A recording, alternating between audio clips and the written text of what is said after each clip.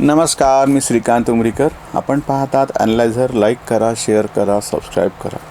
ॲनलायझरचं app download करा. आज 1 मे महाराष्ट्र दिन, तसंच जागतिक कामगार दिवससुद्धा आज आहे. महाराष्ट्राची स्थापना 1960ला झाली. म्हणजे त्या दृष्टीनं आपण ज्याला आज नकाशामधला जो महाराष्ट्र बघतो आहोत, तो महाराष्ट्र तसा आधी अस्तित्वात नव्हता. महाराष्ट्र हा शब्द आहे, गर्दा महाराष्ट्र माझा, हे सगळे गाणे किंवा हे सगळं आपण जेव्हा म्हणतो, महाराष्ट्र धर्म नावाची गोष्ट सांगितल्या जाते. शिवाजी महाराजांचं स्वराज्य असं म्हणत असताना त्याच्यामध्ये फक्त पश्चिम महाराष्ट्रातले आजचे थोडेफार 3.5 जिल्हे म्हणता येतील इतकाच प्रदेश येतो. बाकीचा फार मोठा प्रांत हा शिवाजी महाराजांची प्रेरणा मिळाली, शिवाजी महाराज महाराष्ट्राचं दैवत आहे, हे बरोबर आहे. पण प्रत्यक्षामध्ये भौगोलिक पातळीवरती आज जो नकाशा आपल्याला दिसतो, तो नकाशा तसा अस्तित्वात नव्हता.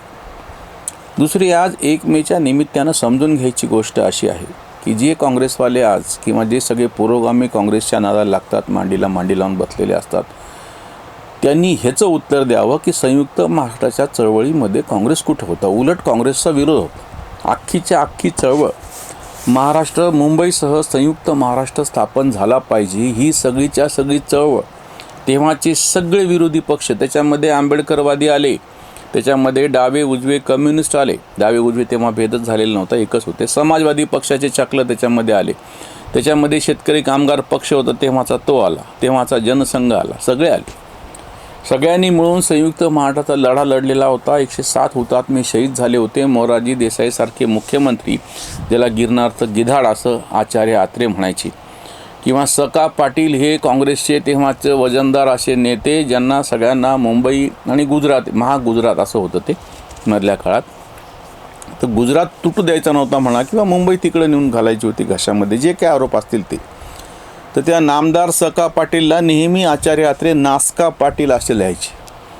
हा सगळा तीव्र लढा लढला. 57ची जी निवडणूक झाली होती, त्या निवडणुकीमध्ये फार मोठ्या प्रमाणात त्या प्रांतामध्ये संयुक्त महाराष्ट्र समिती एकत्र म्हणून सगळे विरोधी पक्ष, आज जे सगळे आघाड्या वगैरे करतात ना, जनता पक्ष ही आघाडी होती, जनता दल ही आघाडी होती, संयुक्त विधायक दल ह्या नावानं राम मनोहर लोहिया यांनी आघाडी केली होती. तसे तेव्हा संयुक्त महाराष्ट्र समिती म्हणायची. समितीच्या झेंड्याखाली सगळे पक्ष येऊन तेव्हा त्या पट्ट्यामध्ये काँग्रेसला मात दिली होती. खानदेश आज ज्याला म्हणतो तो, किंवा मराठवाडा जिथून मी हा व्हिडिओ करतो आहे, त्या ठिकाणाहून काँग्रेसला काही थोडंफार बळ मिळालं आणि काठावरचं बहुमताने काँग्रेसचं सरकार टिकलं. तेव्हा महागुजरात होतं, म्हणजे महाराष्ट्र आणि गुजरात एकत्र होता. मध्य प्रांत, नागपूरचा सगळा जो विदर्भ प्रांत होता, तो वेगळा होता, मध्य भारतात होता. मराठवाडा जिथून मी हा व्हिडिओ तुमच्यासमोर ठेवतो आहोत, ते आमचं हैदराबाद संस्थान होतं. आता जर तेलंगणा जे राज्य आहे, ते संपूर्ण मराठवाडा, म्हणजे तेव्हाचे 5 जिल्हे, आजचे 8 जिल्हे, आणि कर्नाटकातले 3 जिल्हे, असं तेलुगू, मराठी, कानडी, उर्दू आणि हिंदी अशा 5 भाषा जिथे सातत्यानं बोलल्या जातात, असं ते वेगळंच राज्य होतं. म्हणून तेव्हाचं जे एक मराठी नियतकालिक तिथल्या साहित्य परिषदेचं निघतं, त्याचं नावच पंचधारा आहे. हे सगळं मराठी भाषिक प्रदेश एकत्र यावा म्हणून तेव्हाच्या ते हैदराबादच्या विधानसभेनं एकमतानं ठराव मंजूर केला की प्रत्येक भाषेतलं राज्य वेगवेगळं व्हायचं असेल तर कर्नाटकातले, म्हणजे आताचे कर्नाटकातले 3 जिल्हे कानडी प्रदेशात जावेत, मराठीतले मराठीत जावेत, तेलंगणातले तेलुगू राहावे. तेव्हा काही खळखळ झाली नाही, कोणी काही म्हणले नाही.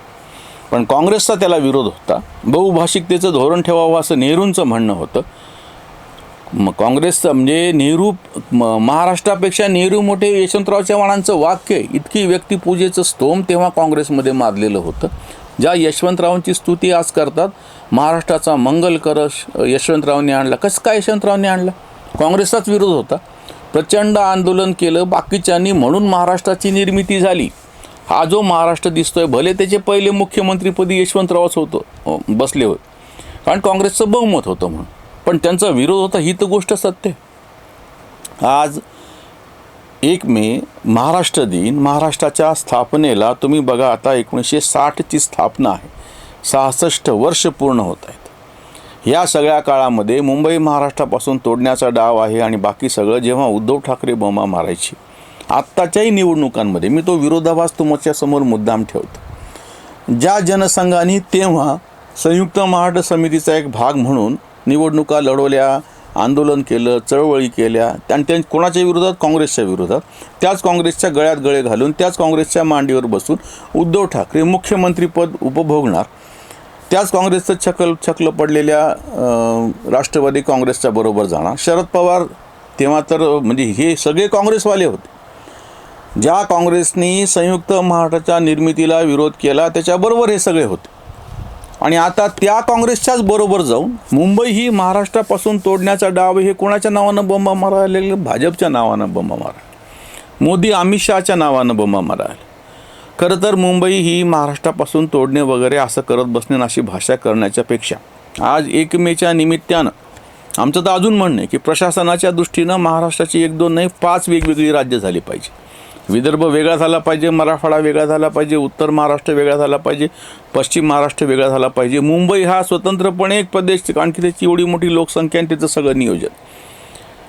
आणि बाकी कोकणाचा प्रांत वेगळा झाला पाहिजे. 5 नाही 6 तुकडे महाराष्ट्राचे प्रशासनाच्या दृष्टीनं झाले पाहिजे. एका तेलुगू राज्याचे 2 तेलुगू राज्य झाले. आंध्र प्रदेश वेगळा झाला, आंध्र प्रदेशमधून तेलंगणा वेगळा झाला. काय तोटा झाला हो? हे प्रशासकीय सोयात.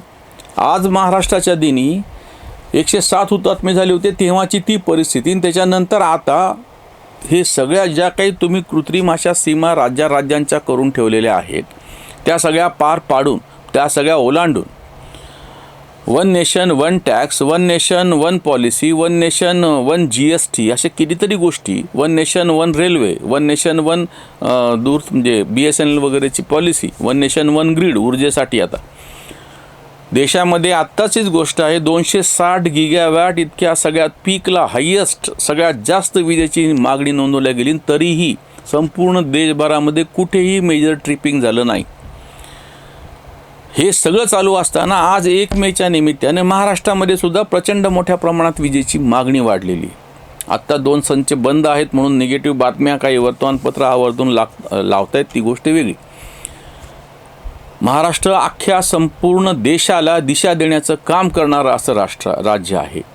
महाराष्ट्र असा शब्दच आहे, त्याच्यातून आम्ही राष्ट्रालाच महान बनवण्यासाठी कसं त्याची अशी वेगळ्या अर्थाने फोड करावी लागेल.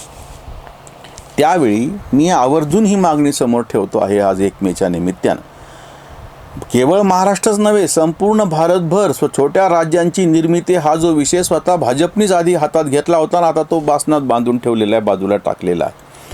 सुटसुटीत प्रशासन करण्याच्या दृष्टीने महाराष्ट्राचे तर मी म्हणतो 5-6 प्रशासकीय विभाग करून तुकडे करावेत, राज्य करावेत, हे तर आहेच आहे. पण संपूर्ण देशाचे, ज्या अमेरिकेची लोकसंख्या आपल्या कितीतरी कमी 5 पट कमी लोकसंख्या आहे आपली, आणि त्या अमेरिकेमध्ये 52 राज्य आहेत आणि आपली लोकसंख्या 140 कोटी आहेत आणि फक्त 29 राज्य आहेत, केंद्रशासित प्रदेश आणि राज्य सगळे म्हणून काय ती संख्या आहे ते बघा. मग आज 1 मेच्या निमित्ताने हा जो पुढारलेला असा जो म्हणजे असा हा प्रदेश आहे, ह्या पुढारलेल्या प्रदेशाने प्रशासनाची सोय म्हणून छोट्या राज्यांची मागणी परत एकदा पुढं आणायला काय हरकत आहे? मुंबई तोडायची का जोडायची हे ना काहीच फरक पडत नाही. आता सगळी जी शहरं आहेत, मोठी जी सगळी शहरं आहेत ती सगळी एकमेकांना जोडल्या गेलेली आहेत. फक्त दळणवळणाची साधने सोपी असावीत आणि हे फक्त प्रशासकीय मुद्दे जातात. तेलंगणा तुटल्याच्या नंतर हैदराबादचं आणि बाकीच्या उरलेल्या तेलुगू प्रदेशाचं ह्यांचं काही आपसामधलं जे नातं होतं ते काय संपुष्टात आलं काय? आपल्या बाजूचं उदाहरण आहे. आज 1 मेच्या निमित्ताने ही गोष्ट सगळ्यांनी लक्षात घ्यायला पाहिजे की 60-70 वर्षापूर्वी जी परिस्थिती होती ती आता राहिली नाही. लोकसंख्या प्रचंड वाढलेली आहे. डिलिमिटेशन करत असताना, लोकसभेचे मतदारसंघ वाढवत असताना ह्याचाही गांभीर्याने विचार केलेला पाहिजे की छोट्या राज्यांची काय म्हणता येईल त्याला, छोट्या राज्यांची निर्मिती ही सुटसुटीत प्रशासनासाठी जास्त कशी गरजेची ठरू शकेल.